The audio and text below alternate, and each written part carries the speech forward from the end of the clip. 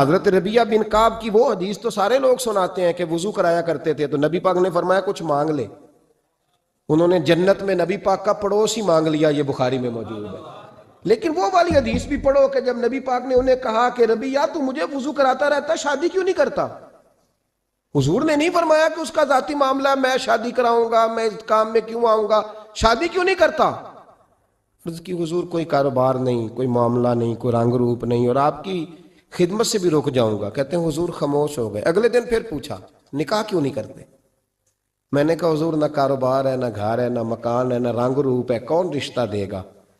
جب میں یہ کہہ کے باہر نکلا نا حضور خاموش ہو گئے، تو میرے دل میں خیال آیا ربیعہ تو بحث کیوں کرتا ہے اور ان کو بتاتا ہے جنہیں اللہ نے سارا کچھ ہی عطا فرمایا ہوا ہے. حضور کہتے ہیں شادی کیوں نہیں کرتا؟ تو چپ کر کے کہہ دے محبوبہ جیسے دل کرتا ہے ویسے کر دے، تو آگے سے دلیلیں دیتا پھرتا ہے. یہ بھی کو بات ہوئی.